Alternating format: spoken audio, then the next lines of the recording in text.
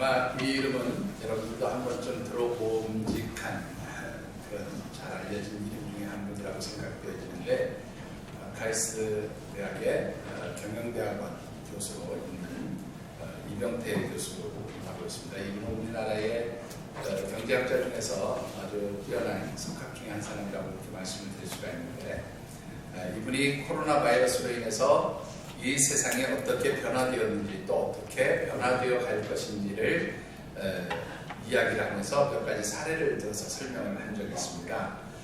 그 중에서 몇 가지 내용을 좀 인용해 보면, 역시 세상에서 가장 큰 변화는 사람들의 생활 습관의 변화가 일어났다, 그렇게 이야기합니다. 특별히 생활 습관 중에서도 제일 큰 변화는 위생적인 생활 습관이 몸에 배인 것이 특징이다, 그렇게 얘기합니다. 무슨 말인가 하면, 여러분들 화장실 갔다 오시면 손 씻고 오시나요? 왜 웃으시는 분도 계시고 안 웃으시는 분도 계시고, 여성들은 비교적 손을 좀 잘 씻고 나오시는 것 같아요. 그런데 우리 남자들은 화장실 갔다가 손을 보시고 그냥 나오는 경우 많죠. 저도 그런 사람 중에 하나였던 것 같은데, 요즘에는 하여튼 물이 있는 곳이라면 항상 손을 씻게 되어 봅니다. 혹이라도 손에 바이러스균이 묻지 않았을까, 이런 생각 때문에 늘 손을 씻는 일이 아주 익숙한 생활의 한 부분이 되었죠. 위생 생활의 그 습관적인 것이 몸에 배이게 되었다, 이런 이야기를 하고 있습니다. 경제적인 측면에서 보면 디지털 경제 기반이 확장되었다, 그렇게 이야기를 합니다. 그런데 이 디지털 경제 기반, 그러면 좀 생소한 말일 것이라고 생각되어지는데, 이것은 무슨 말인가 하면 인터넷을 기반으로 이루어지는 경제 활동을 디지털 경제 기반이라고 이렇게 이야기합니다. 우리나라는 이미 인터넷을 기반으로 하는 그 경제 활동이 굉장히 활발한 나라죠. 세계에서 가장 활발한 나라 중에 하나라고 그렇게 이야기해도 과언이 아닐 것입니다만은, 이 코로나19 바이러스로 인해서 더 그 디지털 경제 기반이 급속도로 확장되기 시작했다는 거예요. 그러면서 나타나는 대표적인 특징 중에 하나가 뭐냐면, 지금까지는 어떻게 해요? 특히 우리 나이 드신 어르신들은 인터넷 같은 거 잘 못하시니까 가게에 가서, 마트에 가서, 혹은 그 대형 할인점 가서 직접 물건을 구입하는 것이 이제는 무인 점포나 아니면 온라인으로 자기가 필요한 물건들을 주문하는 이런 현상들이 나타날 것이라는 거죠. 그래서 오프라인 상업 현상이 이제는 온라인 상업 현상으로 그렇게 바뀌게 되어질 것이다, 그런 말을 하고 있습니다. 사회문화적인 측면에서 보면 대중교통 수단을 이용하는 것이 아마 감소되지 않을까, 그렇게 추정한다고 이야기를 합니다. 이유는 여러분들이 설명하지 않으셔도 알 것이고요. 또 문화적인 측면에서 보면 공연장, 찜질방, 영화관, 노래방, 단체 여행, 이런 것들을 아마 사람들이 더 이상 하지 않게 될 것이다. 그런 일들을 이제 더 이상 하지 않게 될 것이고, 반대로 등산이나 골프 같은 야외 스포츠가 활성화될 것이 틀림없다, 이런 이야기들을 하고 있어요. 제가 얼마 전에도 그런 얘기했지만, 영화관 가면 요즘에 텅텅 비어서요, 어떤 경우에는 혼자서 영화 한 편 보고 나오는 경우도 있다고 해요. 제가 가까이 계시는 목사님이 영화 한 편이 보고 싶어서 영화관에 갔더니, 낮에 갔더니 아무도 없어서 자기 혼자 영화 한 편 보고 나왔다, 그런 얘기도 하고 있습니다. 밀집된 공간, 사람들이 많이 모이는 공간을 피하게 되니까 자연스럽게 이런 실내에서 하는 어떤 문화적인 활동들이 제약을 받게 될 것이고, 이와는 반대로 넓은 야외에서 활동하는 야외 스포츠가 활성화될 것이다, 그렇게 이야기를 하고 있는 것입니다. 자, 그런데 이런 여러 가지 변화들 중에서 특별히 하나님의 자녀된 우리 성도들에게 가장 밀접하게 또 가장 피부 가까이 와닿는 변화가 있다면 무엇일까? 제가 알기로는 이분이 크리스천은 아닌 것으로 그렇게 알고 있는데요. 이병태 교수가 이런 말을 했어요. 종교적인 측면에서 보면 특별히 한국 기독교의 대형 교회들이 사라지게 될 것이다. 이 이유도 역시 이해하시겠죠? 밀집된 교회에 가지 않는다는 거죠. 대형 교회가 많은 성도들이 모이는데 이제는 사람들이 많이 모이는 곳을 피하게 되다 보니 대형 교회들이 사라질 가능성이 굉장히 커졌다. 근데 여러분들 대형 교회들이 사라지고 조그만 작은 교회들이 활성화된다면 참 좋겠는데, 문제는 대형 교회들이 사라지면서 또 하나 부정적으로 나타나는 현상이 탈종교화의 현상을 가져오게 될 것이다. 그렇게 이야기합니다. 이 탈종교화의 현상, 그러니까 조금 고급진 말로 그렇게 표현해서 탈종교화의 현상이지, 그냥 쉬운 말로 표현하면 신앙생활 하지 않는 사람들이 늘어나게 될 것이다. 이런 얘기를 하고 있습니다. 한마디로 우리 눈에 보이지도 않는 작은 미생물 같은 그런 바이러스로 인해서 사람들의 삶의 방식이 엄청나게 변화되고 있다는 것이지요. 그리고 이 엄청난 변화는 우리 신앙인들 영적 생활에 있어서도 역시 같은 변화들을 가져오고 있다라고 하는 것입니다. 여러분들, 이런 변화들을 우리는 어떻게 받아들일 수 있느냐 하는 것입니다. 이런 변화들에 대해서 한 작가가 이런 말을 했습니다. 이분은 저 아프리카 대륙의 차드라고 하는 나라에서 사는 분이에요. 들어보신 이름입니까? 차드라고 하는 나라. 굉장히 생소한 이름이죠. 이 나라는 아프리카 오지 중에 오지, 내륙 중에 내륙이라고 하는 그런 곳에 있습니다. 여러분들이 아프리카 대륙 지도를 보고 이렇게 찾아보면은 수단, 리비아, 카메룬, 니제르, 나이지리아, 이 5개의 나라와 국경을 맞대고 있는 나라가 이 차드라고 하는 나라예요. 가장 내륙 중심에 있는 나라 중에 하나고요. 오지 중에 오지인 그런 나라입니다. 이 나라에 작가 한 사람이 있어요. 아마 이 이름도 굉장히 생소한 이름일 것 같은데, 이름이 뭐냐면 무스타파 달렙이라고 하는 분이에요. 잘 모르는 분이죠. 이 무스타파 달렙이라고 하는 분이 코로나19 바이러스 사태를 맞이하면서 전 세계의 이 변화되는 상황들을 자기 나름대로 글로 표현했는데, 그 중에 한 부분에 이런 글을 썼습니다.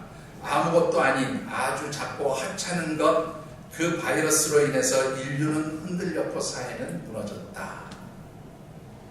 여기서 제일 중요한 말이 인류가 흔들렸고 사회가 무너졌다라는 말. 한마디로 이 변화, 코로나 바이러스로 인한 변화가 우리 사회를 다 어떻게 해요? 무너지게 만들었다는 거예요. 온 인류, 이 지구상에 사는 모든 사람들의 삶의 자리를 다 뒤흔들어 놨다 그런 말입니다. 여러분들, 삶의 자리가 흔들렸다, 모든 것이 무너졌다라고 하는 말을 사실 다른 말로 바꾸면 질서가 깨졌다는 말이에요. 그렇죠? 기초가 무너졌다 그런 말입니다. 왜요? 기초가 튼튼하지 않으면 모든 것이 다 무너져 내려요. 그렇지 않습니까? 대표적인 것은 여러분들이 건물을 보면 아시잖아요. 가장 기본적으로 건물은 그 보이지 않는 지하에 굳혀진 기초가 튼튼하면 뭐 어떤 지진이 와서 흔들어도 그 건물은 든든하게 세워질 수 있는 거죠.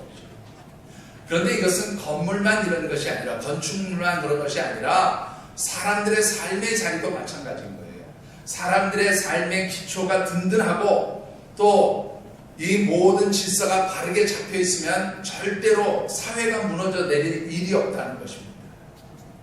그런데 이 코로나 바이러스가 우리의 삶의 기초를 흔들었고 또 우리의 삶의 자리를 무너뜨렸다는 것이죠. 바로 우리의 삶의 엄청난 변화, 삶의 전환을 가져오게 되었다는 것입니다.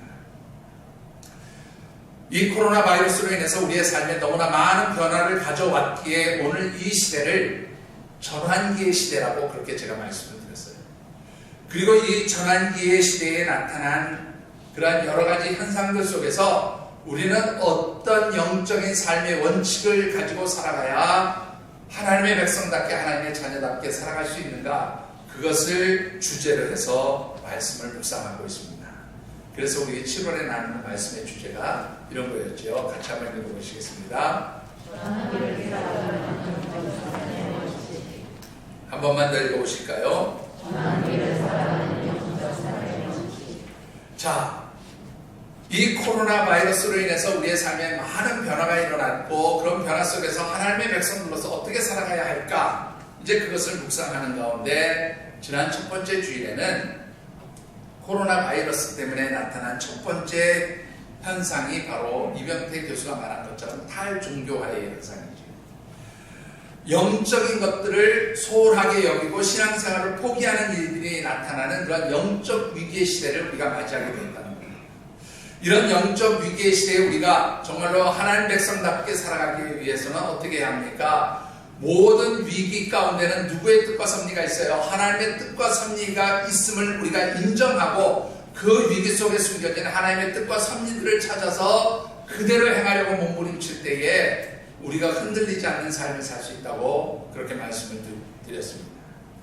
두 번째 주일에는 이 전환기의 시대에 나타난 특징 중에 하나가 비대면의 시대, 언택트의 시대라고 얘기하죠. 사람들을 마주 보면서 살아가는 것이 제한되는 시대가 되었다는 겁니다. 이렇게 비대면의 시대가 되면서 나타난 또 하나의 변화, 영적인 변화가 무엇입니까? 하나님과의 영적 교제, 또 성도들 간의 영적 교제가 제약되는 그런 시대를 맞이하게 되었다는 것입니다.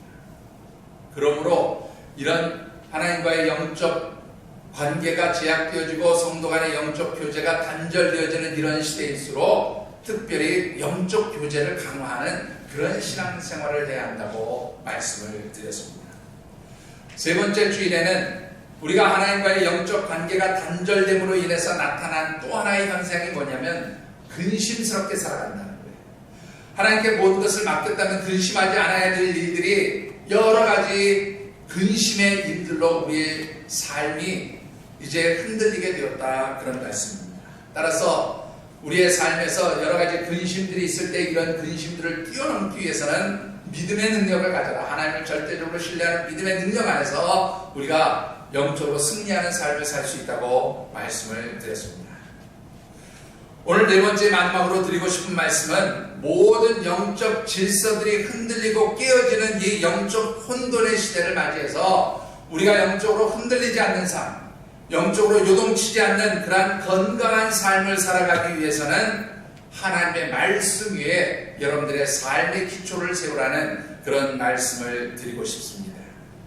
오늘 우리에게 주신 하나님의 말씀은 특별히 예수님께서 제자들과 또 예수님을 따랐던 많은 사람들을 산 위에 모아놓고 말씀을 가르쳐 주셨을 때에 들려주신 말씀 중에 가장 끝부분에 해당하는 말씀입니다. 특별히 산 위에서 가르쳐 주신 이 말씀을 우리가 뭐라고 얘기합니까? 산상수훈, 그렇게 얘기하죠. 이 산상수훈의 가장 결론에 해당되어지는 부분이 오늘 본문의 말씀입니다. 특별히 이 말씀을 보면 마지막 영적으로 혼돈의 시대가 올 때에 하나님의 백성, 하나님의 자녀로 어떻게 살아가야 할 것인가를 아주 분명하게 말씀해주고 있음을 보게 됩니다. 특별히 주시는 말씀을 묵상하는 가운데 이 자리에 함께 하신 우리 모든 하늘생 가족들이 참으로 하나님 말씀에 든든히 서서 여러분들의 삶이 요동치지 않고 흔들리지 않는 그러한 능력 있는 하나님의 백성들로 살아가시게 되기를 주님의 이름으로 축원합니다. 자, 오늘 주신 말씀을 통해서 우리가 먼저 묵상해보고 싶은 것은, 목사님이 아까부터 자꾸 영적 혼돈의 시대다, 영적 혼돈의 시대다 그렇게 말하고 있는데 왜 우리가 사는 이 시대를 영적 혼돈의 시대라고 말하는가, 또 누가 이렇게 영적인 혼돈의 시대를 만들어가고 있는가 하는 것을 먼저 좀 생각해 보시면 좋겠습니다. 자, 오늘 우리 시대를 영적 혼돈의 시대로 만들어가고 있는 사람들이 누구일까요? 여러분들, 그것은 바로 거짓 선지자들과 어둠의 영들이다, 그렇게 말씀을 드리고 싶습니다. 본문 21절의 말씀을 같이 한번 받들어 읽어보겠습니다.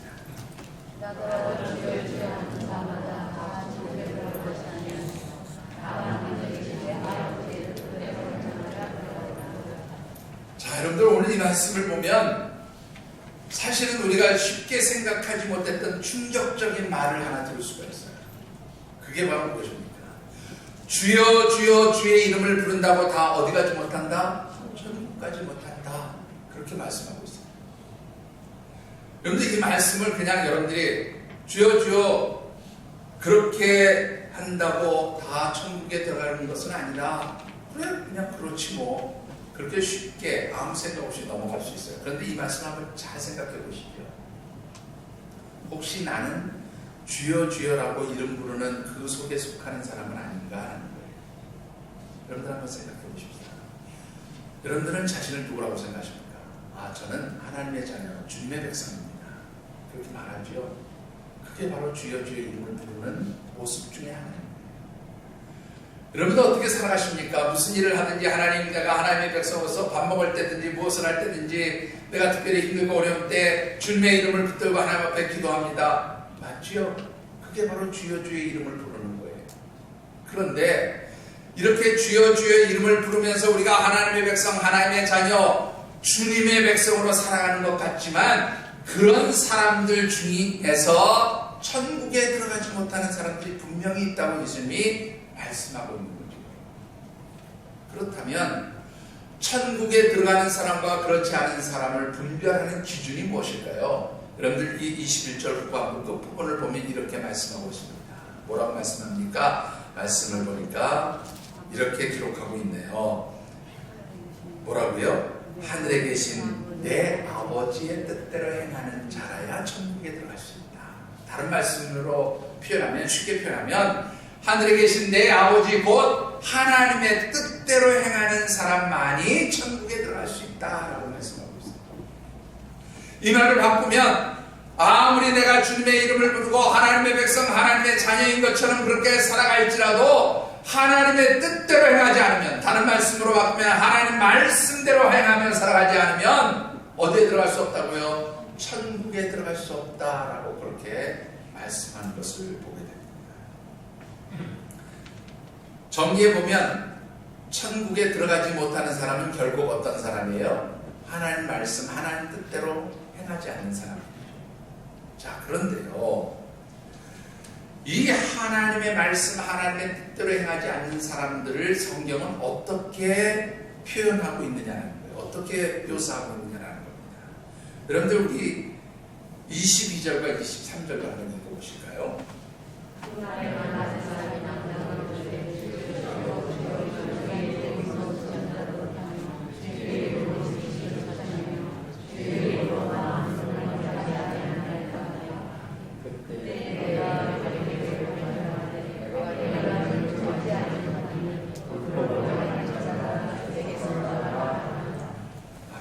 여러분들 여기 먼저 23절을 한번 보시죠. 예수님이 내게서 떠나가라, 보기 싫다, 너희들 다른 데로 가라, 이렇게 말씀하시는 사람들이 있어요.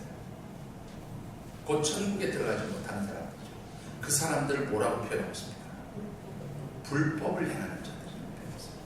그러니까 여러분들 한번 다시 말씀을 21절과 23절을 연결해 보면, 천국에 들어가지 못하는 사람은 무엇을 하지 않는 사람이에요? 하나님 말씀대로 살지 않거나 하나님 뜻대로 살지 않는 사람이에요. 그리고 이런 사람들을 예수님은 뭐라고 표현했냐면 불법을 행하는 자들이라 그렇게 말씀하고 있어요.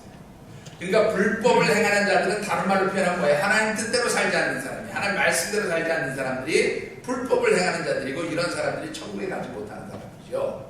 자, 그런데 도대체 이 하나님 말씀대로 행하지 않고 불법을 행하면서 하나님 뜻대로 살지 않는 사람들은 무슨 일을 했기에 주님이 불법을 행했다 그러는지 22절을 한번 보시자고요. 이들이 한 세 가지 일이 있어요. 자, 첫 번째 일은 어떤 일입니까? 예? 주여, 우리가 주의 이름으로 무엇했어요? 선지자 노릇을 했습니다. 두 번째로는 예? 귀신을 쫓아냈습니다. 세 번째는 많은 권능을 행했습니다. 갑자기 여러분들 혼란스럽지 않습니까? 주님의 이름으로 사람들에게 하나님 말씀을 전했어요. 이게 선지자예요. 주님의 이름으로 귀신도 쫓아내고 병든 자도 고치고 여러 가지 기사와 이적을 행했어요. 세 번째로는 주님의 이름으로 여러 가지 큰 권능과 능력들을 행했어요. 그런데 주님이 니들이 한 거 다 뭐야? 불법이야, 불법. 니네들이 다 한 거 하나님 뜻대로 행한 것이 아니야. 그렇게 말씀하고 있다는 거예요. 여러분들 충격적이지 않습니까? 혹시나 내가 주의 일을 한다고 열심히 봉사합니다. 찬양대로, 찬양팀으로, 교사로, 식당 봉사로, 주차요원으로 등등등 여러 가지 직분과 사명을 받아서 봉사합니다. 근데 어느 날 갑자기 주님이 야 니네들 한 거 다 내 이름으로 한 거 같지만 그거 다 불법이야. 그거 다 하나님 말씀대로 한 거 아니야. 하나님 뜻대로 한 거 아니야. 그러니까 너 천국 가지 못해. 그러면 여러분들 얼마나 황당해지겠어요. 그렇지 않겠습니까? 왜 주님은 주의 이름으로 이렇게 귀한 일들을 했는데 이것을 불법이라고 잘못된 것이라고 그래서 하나님 나라 가지 못한다고 말씀하고 있느냐라는 거예요. 도대체 이들은 누구냐는 말이에요. 이들에 대해서 설명하고 있는 말씀이 마태복음 24장 11절과 12절 24절에 아주 잘 나타났어요. 여러분들 마태복음 24장 11절과 12절을 먼저 읽어보십시다.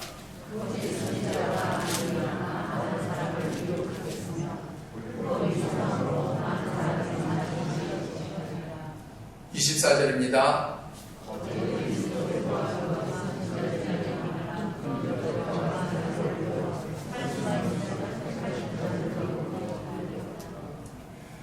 자, 여러분들 여기 보시면 앞서서 우리 실장에서 읽었던 말씀과 중복되는 것이 보이죠? 어떻게 보입니까?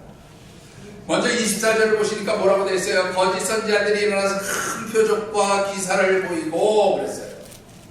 주님의 이름으로 귀신도 쫓아내고 병든 자도 고치고 큰 권능을 해가고 똑같은 말씀이에요. 근데 이들이 왜 거짓 선지자로 이야기하고 있냐면 그 뒤에 뭐라고 되냐면 미혹하기 때문에 그렇게 말씀합니다. 택하신 자들을 미혹하기 때문에 저기 택하신 자들도 미혹이 아니고 미혹입니다. 미혹. 예, 그자 잘 미혹이 아니고 너 혼났어가 아니고 미혹이에요. 미혹하기 때문에. 역시 11절의 말씀 한번 보시죠. 24장 11절의 말씀도 보면 뭐라고 되어 있습니까? 예? 24장 11절. 예. 거짓 선지자가 많이 일어나 많은 사람들을 어떻게 한다고요? 미혹한다. 그러니까 주의 이름으로 행하는 것 같지만 사람들을 미혹하게 만드는 사람들이 있어요. 이 사람들을 바로 거짓 선지자라고 주님이 말씀하고 있어요.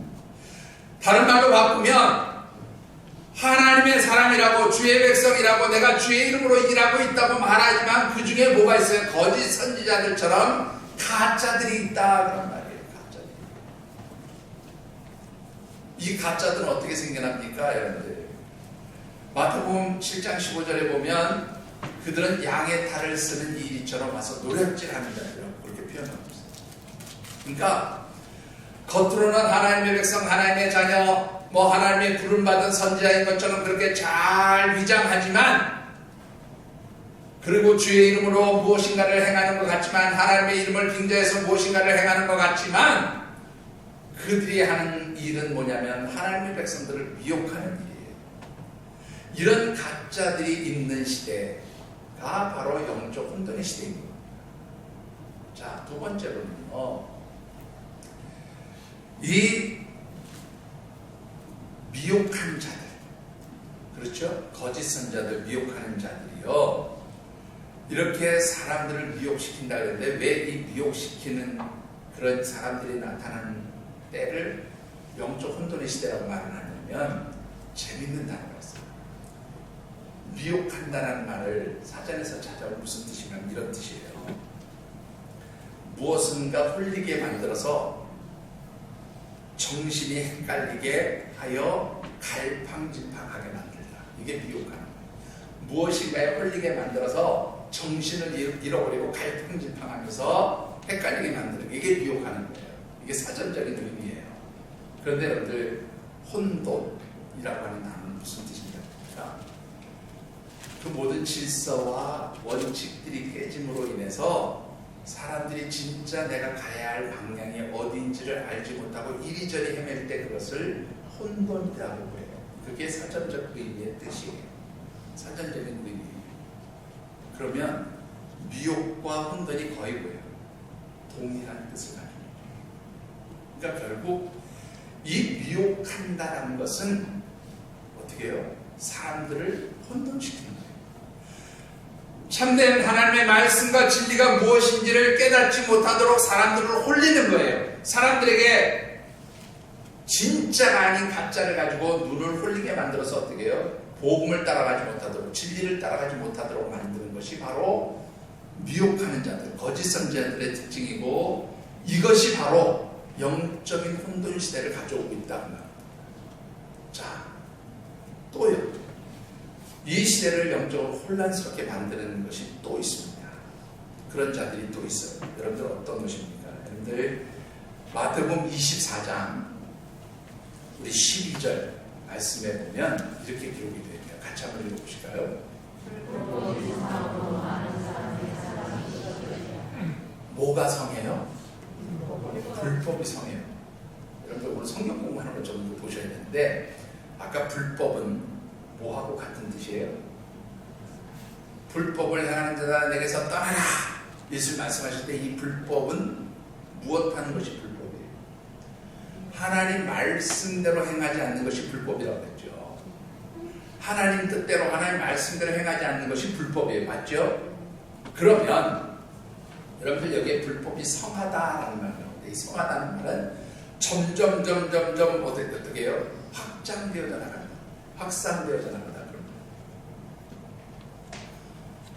하나님의 법, 하나님의 말씀, 하나님의 뜻이 아닌 그와 반대되는 것이 불법인데, 이것이 점점 확장되어져 나가요. 누가 이런 일들을 할까요? 누가 이런 일들을 할까요? 잘 배우시겠습니까? 여러분 한번 잘 생각해 보십시오. 왜 우리의 시대를 영적 혼돈의 시대라고 하는지 다시 설명을 드리겠습니다. 거짓 선지자들이 나와서 마치 자신이 그리스도인 것처럼, 마태복음 24장 24절에 있는 말씀입니다. 마치 자신이 그리스도인 것처럼, 자신이 하나님의 부름을 받은 진짜 선지자인 것처럼 사람들에게 여러 가지 거짓말로 미혹하게 해서 사람들을 영적으로 혼돈시켜요. 영적으로 바른 길이 어디 있는지 알지 못하도록 만들어버려요. 여러분들 어떻습니까? 우리나라 지금 이런 현상 너무나 쉽게 볼 수 있지요. 한번 생각해 보십시다. 여러분들 대표적인 거짓 선지자 2단 누가 있습니까? 예? 그냥 웃으시는 거 보니까 이제는 뭐 다 아시네요. 그죠? 이번 코로나 바이러스로 인해서 아주 확연하게 드러난 바로 신천지 이만희 씨. 그가 선지자입니까? 그가 진짜 하나님 부르심을 받은 사람입니까? 그는 주의 이름, 하나님의 이름을 빙자해서 마치 자신이 재림 예수인 것처럼, 자신이 하나님인 것처럼 그렇게 사람들을 미혹해요. 근데 여러분들 이해가 안 되죠. 우리가 보면 진짜 이게 아닌데 왜 사람들이 거기에 그렇게 빠져들어갈까요? 뭔가 그들이 홀려버린 거예요. 그래서 진짜 복음의 길, 진짜 진리의 길로 가지 못하도록 만드는 겁니다. 그러니까 지금이 영적 혼돈의 시대인 거예요. 여러분들 아무 이만희 하나 가지고 그래, 얼마든지 몇 가지든지 예를 들 수 있는데요. 최근에 또 하나 이 거짓 선지자가 나와서 시한부 종말론을 주장하고 있어요. 이 코로나 바이러스와 함께 나타난 현상 중에 하나인데, 참 이름도 잘 져요. 이름이 뭐냐면 큰날 재림교. 볼륨 좀 줄여주세요. 큰날 재림. 네. 이 큰날 재림교는요, 2030년 4월 18일에 예수님이 재림하시고 세상에 종말이 온다, 그렇게 주장을 합니다. 근데 참 재밌는 게요, 이 큰날 재림교가 주장하는 그 재림의 날짜를 계산하는 방법이 뭔지 아세요? 제가 그거 다 설명드릴 수 없는데, 우리나라 태극기를 가지고 위에는 적색, 밑에는 파란색인데, 위에가 뭐 큰 천년, 밑에가 뭐 또 큰 천년에서 뭐 이게 2000몇 년이고, 건건가미를 계산하면 뭐 월이 뭐 12달이 나오고 뭐 날짜가 나오고 뭐 이렇게 해가지고 하여튼 2030년 4월 18일이 주님이 오시는 날이래요. 여러분들 다 웃으시네요. 말도 안 된다고. 뭐 태극기가 우리나라의 국기라면 나는 그건 저는 인정하겠는데, 그 태극기 속에서 성경의 진리를 발견했다. 참 믿을 수 없어요. 그런데 이 사람이 저 중랑구 망호동에 있는 어떤 장로교에서 열심히 강의를 하는데 거기에 사람들이 또 열심히 가서 듣고 있대요. 여러분 이해가 됩니까? 이해가 안 되죠? 그런데 이렇게 미혹하는 영이 판치기 시작하면 이런 일들이 그냥 흔히 일어나는 일상이에요. 이게 바로 오늘 우리가 살고 있는 영적 혼돈의 시대를 보여주는 대표적인 예다. 자, 두 번째로 아까 제가 불법이 확산되어지는 시대다 그렇게 말씀드렸잖아요. 이 불법은 하나님 뜻과 반대되는 것이에요. 그렇죠? 그러면 여러분들 한번 생각해 보십시다. 요즘에 우리가 코로나 바이러스라는 것에 정신이 팔려가지고 병 걸리면 어떻게 하냐, 이 코로나 바이러스 때문에 경제적으로 힘들어지면 어떻게 하냐, 이런 것에 우리의 정신이 다 쏠려 있을 때에 우리나라 국회가 지금 무슨 일을 하고 있는지 여러분들 아시죠? 차별금지법 통과시키려고 하고 있어요. 여러분들 뭐 건강 잃어버리고 뭐 먹고 사냐 이런 거 걱정할 때가 사실은 아니거든요. 여러분들 이 차별금지법의 가장 중요한 두 가지 요소만 우리가 얘기해 보십시다. 하나는 동성애 문제입니다. 여러분들 동성애가 합법적인 것입니까? 여러분들이 한번 얘기해 보시죠. 합법적인 것입니까? 왜 대답들을 안 하세요? 합법 아니에요? 합법 맞잖아요. 요즘에 세상이 그렇게 말하잖아요. 이거는 합법적인 거예요. 동성애를 나쁜 것이라고 얘기하는 건 차별하는 것이고 이건 법적으로 나쁜 것이라고 얘기하지 않나요? 또 여러분들 한번 보십시다. 이 차별금지법에서 대표적으로 문제가 되는 것 중에 하나가 여러분들 앞으로 나와서 길거리 전도 못합니다. 왜요? 예수 믿으세요 그러면 자신의 종교를 다른 사람에게 강요하는 것이 일종의 차별행위라는 거예요. 그래서 이것도 못해요. 제가 앞으로 설교를 하면서 이 차별금지법이 통과가 되면 다른 종교에는 구원이 없습니다. 그러면은 저는 뭐예요? 다음 주부터 여러분들이 제 얼굴을 못 봐요. 잡혀가니까. 첫 번째는 벌금충으로 끝날지 모르지만 그 다음부터는 실제로 징역형에 처해질 수도 있어요. 제가 얘기한 게 아니고요.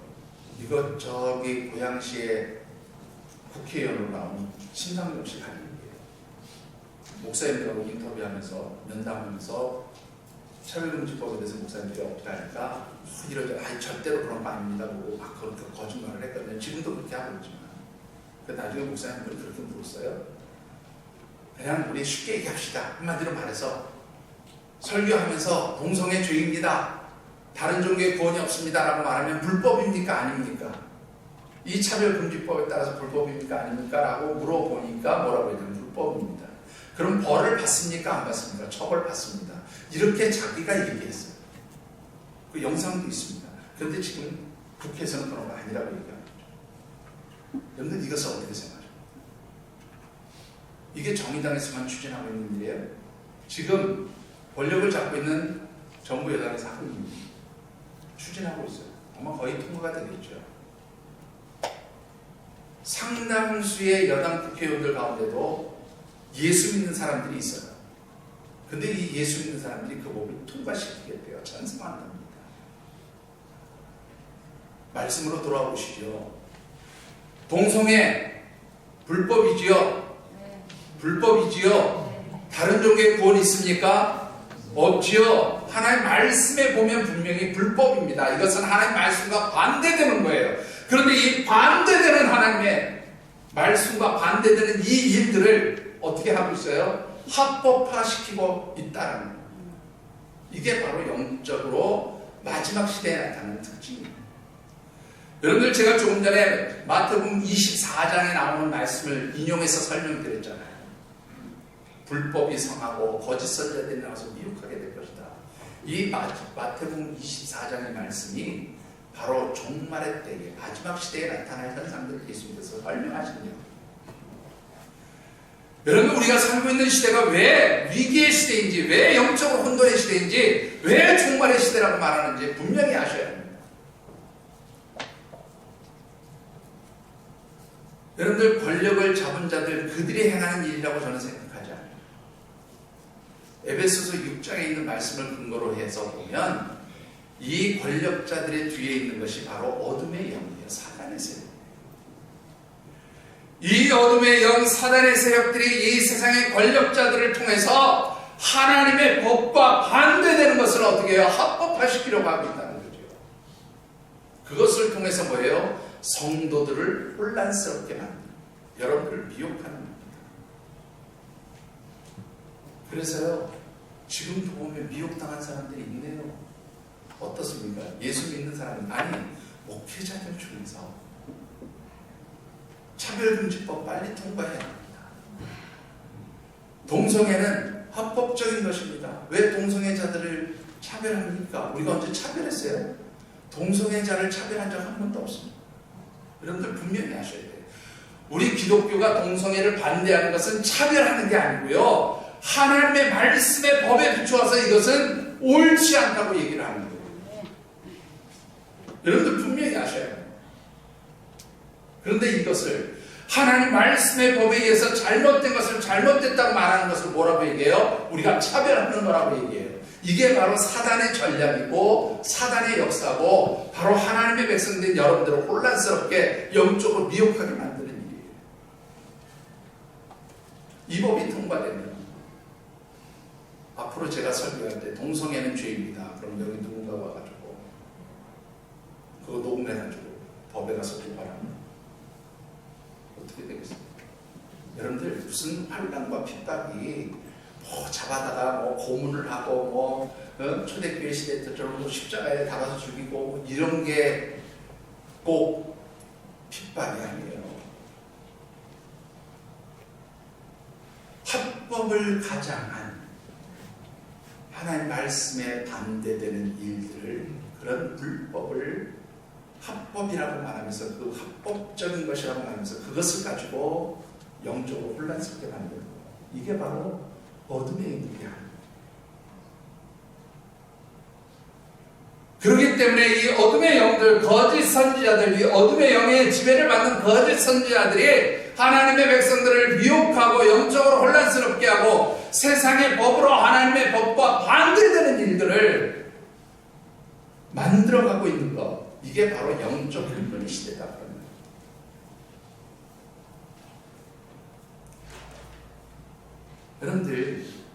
여러분들이 이런 영적 미혹, 이런 영적인 잘못 때문에 여러분들이 넘어가게 되면 우리가 뭐가 되는 거예요? 주여 주여 이름을 불러도 어디 갈 수 없어요? 하나님 나라 천국 갈 수 없다고 말해요.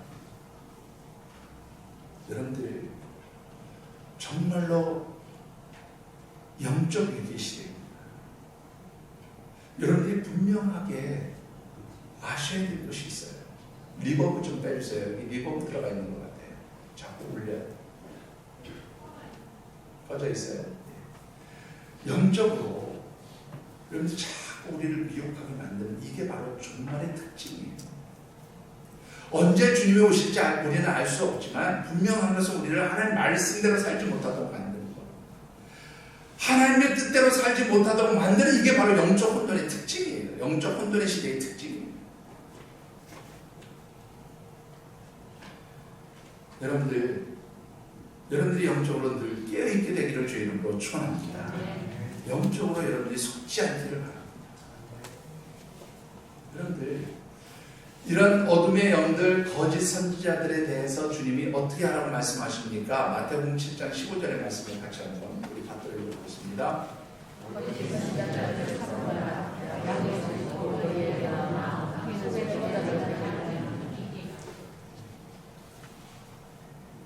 제가 아까 서두에도 잠깐 말씀드렸지만 이들은 양의 탈을 쓰는 일이 적어서 하나님의 백성들이 영혼을 무략질을 해요. 그렇기 때문에 이들에 대해서 어떻게 알아봐야 했냐면 삼가, 이들을 삼가라, 그렇게 말씀하셨어요. 그런데 이 삼가라고 하는 말의 뜻이 무슨 뜻인가 하면 분별하다 그 말이에요. 분별하다, 경계하다, 그런 뜻입니다. 거짓 선지자들이 와서 우리를 이것이 진짜 합법적인 거예요, 이렇게 하는 게 맞습니다, 이렇게 얘기할 때 그것이 진짜인지 거짓인지 분별할 수 있어야 된다는 거예요. 분별해서 그 다음에 어떻게 그들이 가짜인 걸 알면 그들을 주의하고 경계하라고. 제가 이렇게 얘기하니까 뭐 우리 굳이 그렇게까지 할 일이 뭐 있겠어라고 생각하시지만, 여러분들 요즘에 목회자들 가운데서도 이 동성애가 합법적인 거라고 주장하는 사람들이 너무 많아요. 아까도 말씀드렸지만 빨리 통과시켜야 된다고 하는 사람들이 많아요. 분명히 아셔야 됩니다. 그러니까 다 가짜예요. 문제는 어떻게 해야 이런 우리를 속이는 거짓 선자들, 우리를 참으로 하나님 말씀에 비춰볼 때 불법인 것을 마치 세상의 법으로 합법인 것처럼 위장해서 우리에게 그것을 강요하는 이 어둠의 영들에게 우리가 속지 않기 위해서, 우리가 경계하기 위해서, 주의하기 위해서 우리는 어떤 삶의 원칙을 가지고 살아야 할까 하는 것입니다. 그 해답을 주님이 이렇게 말씀하고 있습니다. 여러분들 가지신 마태복음 7장 우리 24절의 말씀을 같이 한번 받들어 보겠습니다.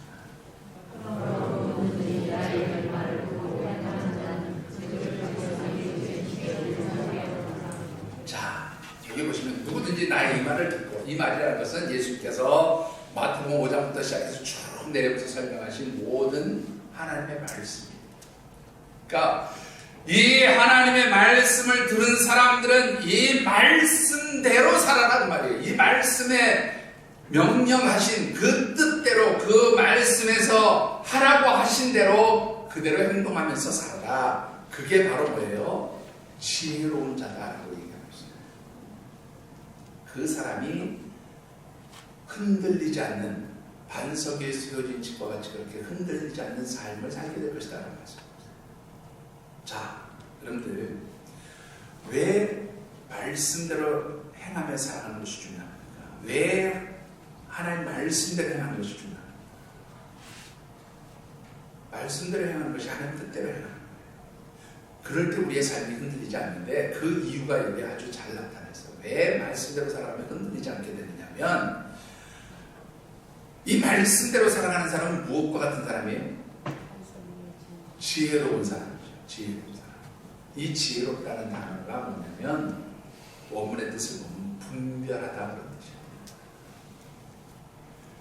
정리해 보시면 말씀에 대한 지혜가 있을 때 뭐예요? 진짜 가짜를 분별할 수 있는 거예요.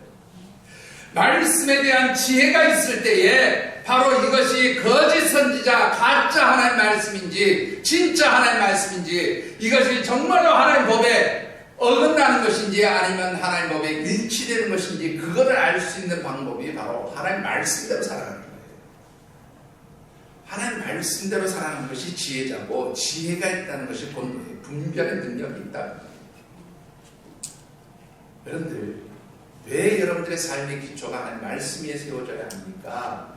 이 영적 혼돈의 시대에 하나님 백성, 하나님의 자녀답게 살기 위해서는 하나님 말씀을 여러분들이 분명하게 붙들 수 있게 되기를 주의 이름으로 축원합니다. 여러분들, 이런 영적 삶의 원칙, 하나님 말씀에 내 삶의 기초를 내립니다. 그것은 곧 하나님 말씀대로 살아갑니다. 이렇게 살아갈 때에 여러분들의 삶이 어떻게 돼요? 흔들리지 않아요. 요동치지 않아요. 무너지지 않아요.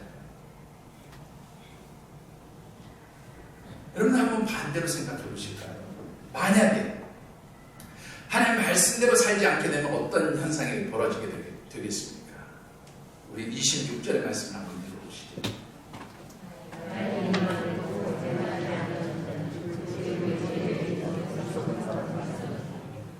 자, 우리가 이 영적 혼돈의 시대에 우리를 미혹하고 우리를 하나님 백성답게 살지 못하도록 그렇게 역사하는 어둠의 영들에게 속지 않기 위해서는 하나님 말씀대로 살아가야 하는데, 그 말씀대로 행하지 않는 사람들은 마치 뭐와 같다고 말씀하거든요. 모래 위에 집을 지은 어리석은 자들과 같다, 그렇게 표현하고 있습니다.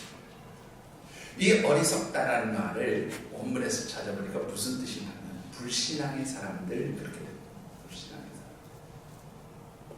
근데 불신앙이 뭡니까? 하나님 말씀대로 살지 않는 게 불신앙이죠. 그렇죠? 하나님 뜻대로 살지 않는 게 불신앙이에요. 그럼 왜 이 사람들은 하나님 말씀대로 살지 못할까요? 왜 하나님 뜻대로 살지 못할까요?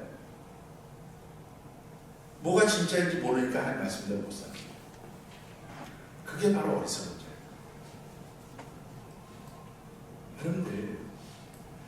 여러분들이 하나님 말씀대로 살지 않으면 이게 곧 뭐예요? 어리석은 자가 되는 거예요. 이게 곧 무엇으로 나가는 거예요? 불신앙의 길로 나가는 거예요. 그러니까 불신앙의 길로 나가게 되면 결과는 어떻게 돼요? 천국에 들어갈 수 없게 되는 거죠. 여러분 성경 말씀을 묵상하다 보면 참 놀라운 것은 참으로 수학 문제 푸는 것처럼 정확하게 일치하고 있어요. 하나님 말씀이 수학 문제 푸는 거예요. 말씀들이 쭉 연결돼서 이렇게 맞춰보면 정확하게 일치가 돼요. 마치 공식에 들어가서 문제가 풀리는 것처럼 말씀이 그렇게 탁탁 맞아요. 하나님 말씀대로 살지 못하면 결국 뭐예요? 분별하는 능력이 없는 거죠. 어리석은 자예요. 그러니까 자연스럽게 말씀대로 살지 않으니까 불신앙의 길로 가게 되고 불신앙의 길로 가게 되니까 결국 어디로 가죠? 천국을 가줍니다. 여러분들 이렇게 하나님 말씀대로 행하는 사람과 그렇지 않은 사람은 삶에서 어떤 차이를 가져오는지 한번 우리 다시 살펴보십시다. 여러분들 25절과 27절의 말씀을 같이 갖도록 해보겠습니다. 네가 내리고 상수하라고 바라나로 주의 계시되 무너지지 아니하니 이는 주를 간섭에게 받았다고 네가 내리고 상수하라고 바라나로 주의 계시되 무너져 자, 여러분들 두 말씀이 똑같은 이야기를 하고 있는데 상황, 그 결과만 반대로 표현하죠.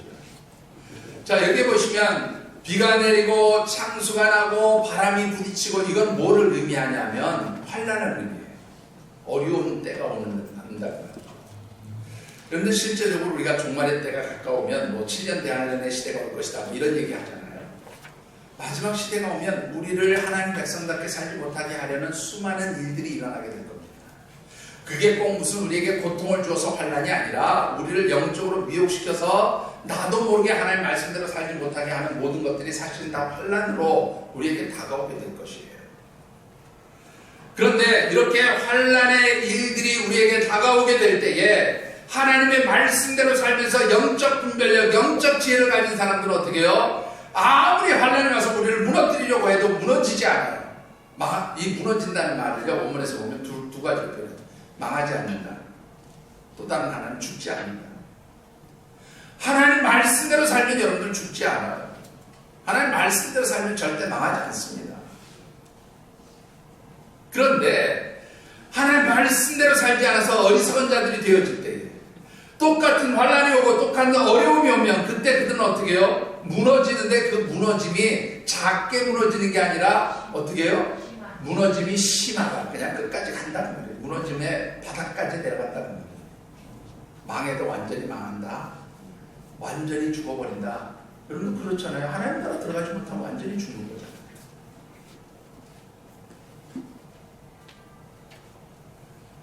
여러분들 분명히 하셔야 합니다. 왜 자꾸 하나님 말씀대로 살아야 합니까? 하나님 말씀을 듣고 사세요. 목사가 하나님 말씀대로 살아가면서 자기 말 들으라고 얘기하는 거 아닙니다. 그렇게 생각하시면 여러분들 마음대로 선택하세요.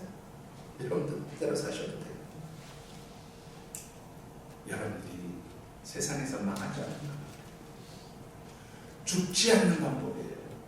여러분들이 세상에서 하나님 백성으로서 성공하는 삶의 방식이 말씀대로 살아가는 거예요.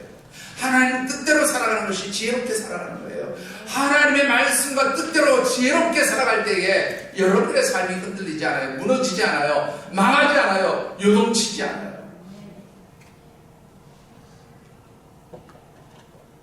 팁을 하나 더 드릴까요? 신명기 7장 15절 말씀 한번 읽어보시죠. 같이 읽어봅니다. 시작. 여호와께서 모든 주병들에게서 멀리하사 너희가 하나님의 옆에 가까이 서리지 않게 하시고 너를 위하여 모든 자에게 버리게 하시니라. 여러분들 신명기의 말씀은 모세가 이스라엘 백성들을 애굽 땅부터 이끌어내서 가나안 들어가기 직전까지의 그 상황들을 쭉 40년의 상황들을 돌이켜보면서 회고하면서 쓴 글이에요.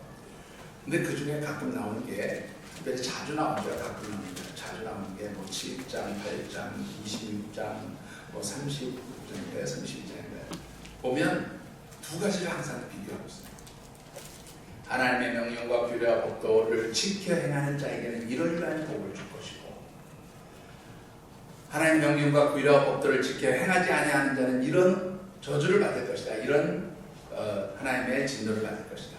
이렇게 비교하면서 계속 그 중에 하나가 이 7장 15절에 있는 말씀. 이 앞부분에 당연히 뭐가 있겠어요? 하나님의 명령과 규례와 법도를 지켜 행하며, 이런 말씀이죠. 근데 이 말씀 보니까 뭐에 걸리잖아요? 병에 걸리지 않는데. 여러분 요즘에 제일 여러분들 염려하고 걱정하는 분들이 뭡니까? 병에 걸릴까 봐 걱정하잖아요. 여러분들 쫄지 마세요. 여러분들 하나님 말씀대로 사시고 하나님 뜻대로 사시면 하나님께서 여러분들의 건강도 지켜주실 줄 믿습니다. 그런 담대함이 좀 있으시기를 바랍니다. 뭐 하나님께서 병 걸려서 죽을까 봐 걱정하는 거예요. 하나님이 저는 지켜주신다고 분명히 그렇게 믿습니다. 왜? 제 말이 아니고 하나님이 약속하셨잖아요. 이거 못 믿으면 안 되잖아요.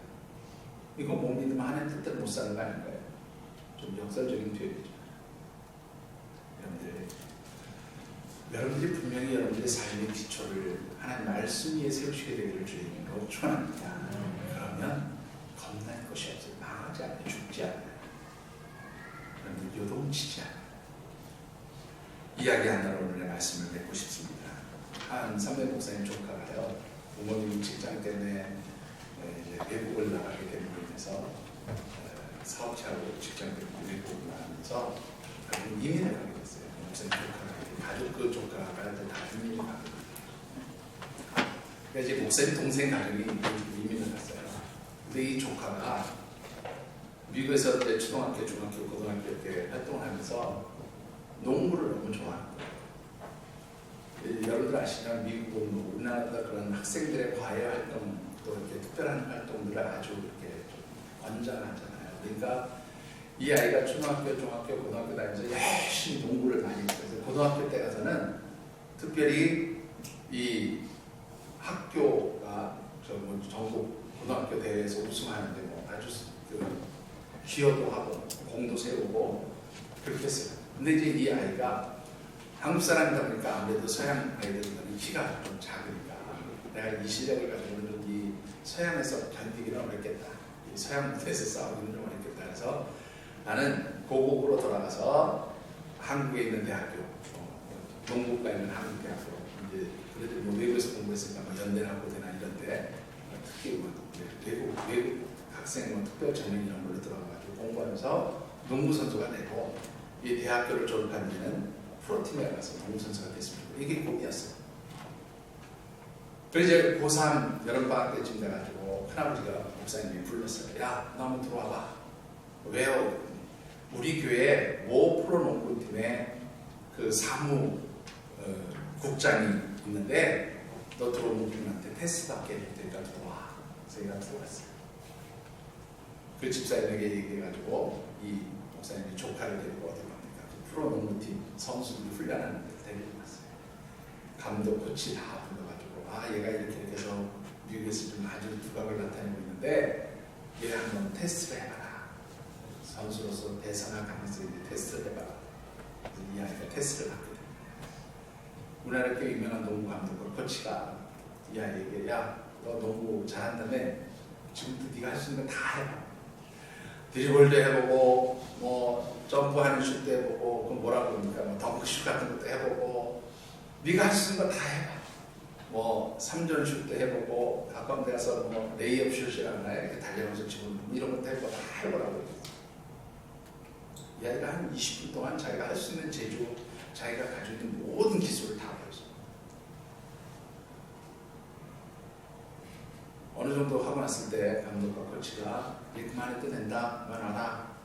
그리고는 목사님과 이 아이를 불렀어요. 자, 어떤 대답을 했어요? 목사님 대단히 죄송한 얘기지만 이 아이가 농구를 일반 사람으로 볼 때는 참 잘하는 게 맞습니다. 굉장히 재능이 있습니다. 그런데요, 선수로 대상하기는 어렵겠습니다. 이 아이 평생 꿈이 하루아침에 무너지는 거예요. 아니 왜요? 저 농구 잘하는데요. 잘할 수 있어요. 전문가가 보니까 문제가 있더라.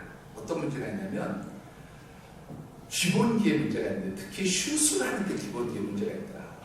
슛을 할 때 보니까 이 손동작, 팔동작이 좋은 점수를 낼 수 있는 그런 동작이 아니다. 그러니까 고등학교에서는 통할 수 있었지만 진짜 재능이 있고 실력이 있고 기본기가 철저하게 훈련되어진 선수들, 대학 선수들 혹은 프로 선수들 앞에 가면 너 명함도 못 내겠어. 그냥 동네 농구 선수를 좋게 지금이라도 바꾸면 안 될까요? 때가 이미 늦었어. 네 나이가 너무 많아. 그런 기본기를 갖추기 위해서는 초등학교, 중학교 어렸을 때 기본기를 갖춰야 되는데 이미 내 몸이 익어버렸어. 바꿀 수 없다. 그래서 결국 이 아이가 농구를 포기하고 들어갔어요. 근데 제가 왜 이런 말씀 드리는지 아세요? 신앙생활도 기본이 중요합니다. 여러분이 영적으로 넘어지지 않고 속지 않고 무너지지 않는 그런 건강한 신앙생활을 하면 기본기가 중요해요. 그 기본기가 바로 무엇입니까? 말씀이 여러분들의 삶에 기초를 세웁니다. 사랑하는 우리 하나님 가족 여러분, 여러분들의 삶이 하나님 말씀에 든든히 세워진 그런 건강한 영적 생활이 되어주시기를 주님으로 축원합니다. 그럴 때 이 세상이 어떻게 변하고 어떤 변화를 가지고 우리를 몰아치고 정신없이 만들어도 말씀의 지혜가 있으면 분별할 수 있어요. 흔들리지 않아요. 요동치지 않아요. 사랑하는 우리 모든 하늘색 가족들이 이런 능력 있는 삶을 살 수 있게 되기를 주님으로 축원합니다. 기도하겠습니다.